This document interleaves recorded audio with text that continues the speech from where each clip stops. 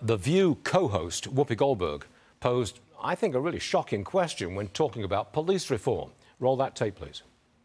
Do we need to see white people also get beaten before anybody will do anything? I'm not suggesting that, so don't write us and tell me what a racist I am.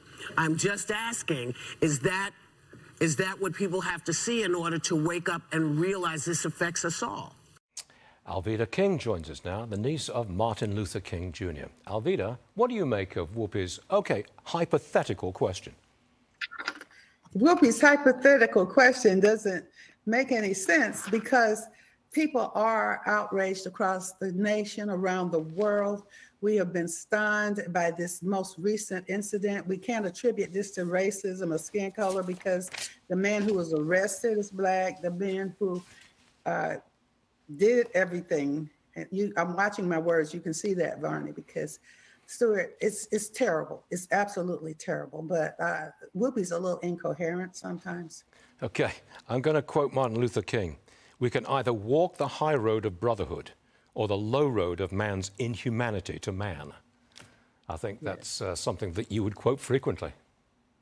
I do quote that. We're one blood, one human race. We've had that conversation before. Yep. There is racism in America, of course. We know that is true. But we cannot take that race threat, that race card, I call it, every time something happens. This man has lost his life regardless as to why he was apprehended, and he was brutally beaten and died as a result. This was done by people who have the same color skin that he has. So man's inhumanity to man. Martin Luther King Jr., my uncle, talked about that. We don't see people anymore. We see threats, we see fear, we see anger, and then we try to justify our actions without seeing each other and embracing each other as one blood, the human race. And this has to stop, Stuart. It's terrible. Another quote, if I may, from Martin Luther King Jr. We must learn to live and not kill each other. We must learn to live together as brothers or perish together as fools. Very appropriate. We must learn not to kill each other.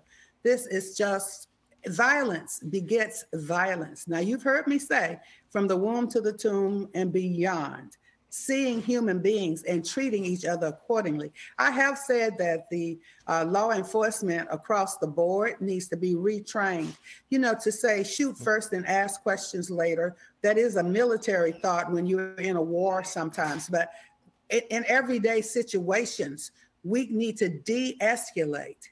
We can de-escalate. And then that's the same thing from the person who is being apprehended. We need to even train our daughters and our sons not to run, not to act guilty or something like that. Raise your hands and say, look, I'm not a threat. I don't have a weapon. I'm not about to do anything. We do need to do that as well. But then there has to be compassion in the person that is doing the apprehending. Do you see people, or what do you see when you can beat a person to death like an animal? Well said. Alveda, always a pleasure. And thank you so much for being with us on Varney & Company so frequently. All good stuff. Thank you, Stuart. Thank you, ma'am. Thank you.